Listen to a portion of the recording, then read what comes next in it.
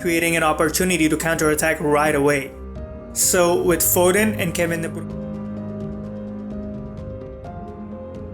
Pep Guardiola managed to shock the world as his game plan resulted in City scoring 4 goals past the newly crowned champions, Liverpool. And it easily could have been way worse. We will explore all the intricate tactics after understanding the mindset that Pep went into this match with.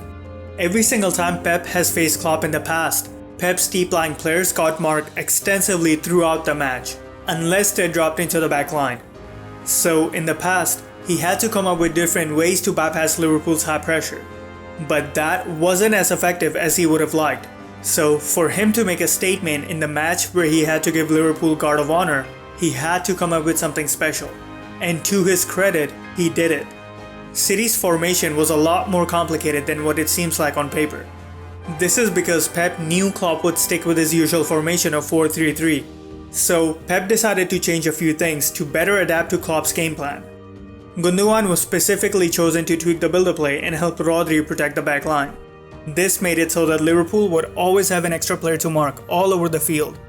Because with Gundogan helping Rodri protect City's back line, Pep was able to have Kevin De Bruyne and Foden roam around in the half spaces without worrying about leaving the backline vulnerable.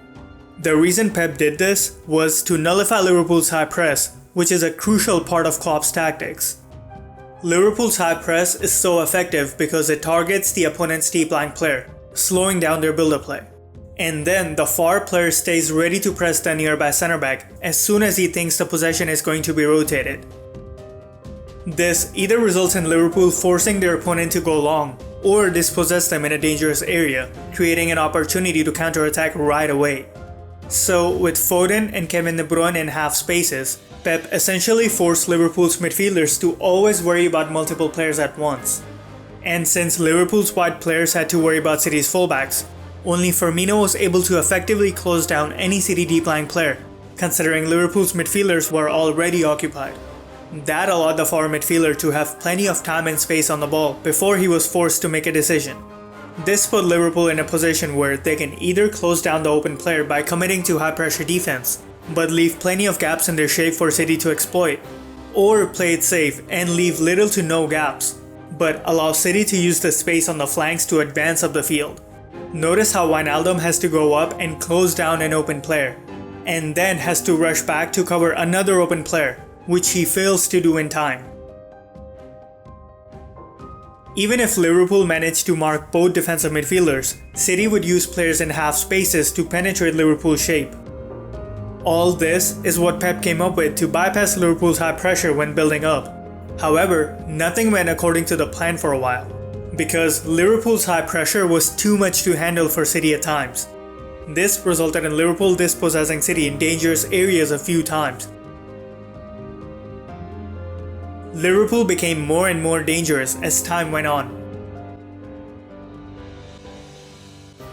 and started adapting to Gundogan playing as defensive midfielder, making it difficult for City to play through Liverpool's high pressure. Klopp did this by having Liverpool stay as narrow as possible whenever City tried to play from the back.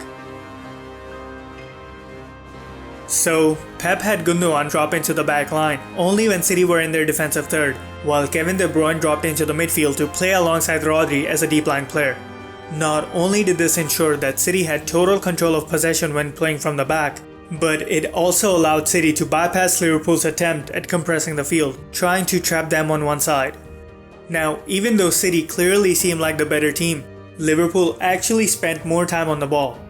But that gives you the wrong impression about this match because City's time was mostly spent trying to play around Liverpool's press and exploiting gaps to advance up the field. Whereas Liverpool spent most of their time passing in their own half, trying to build up, as City's press wasn't as intense as Liverpool's. But this is exactly what Pep wanted.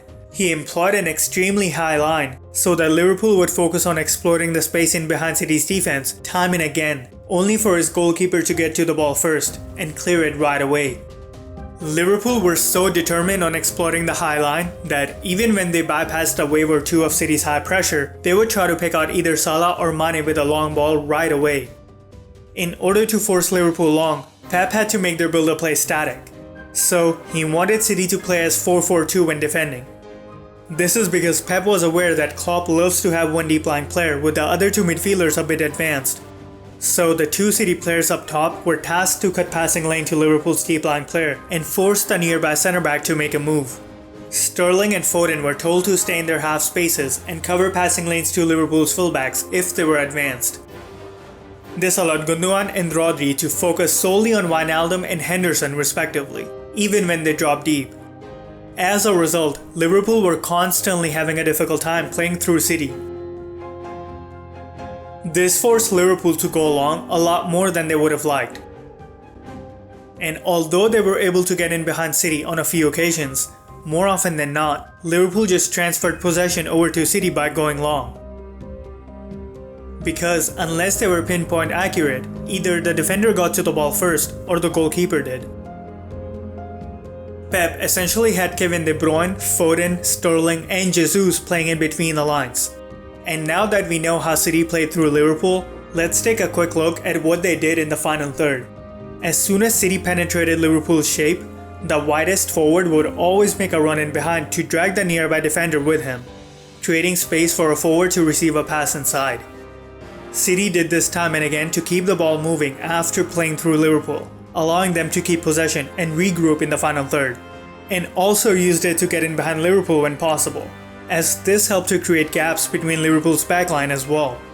On one hand, Pep's tactical display was breathtaking to watch.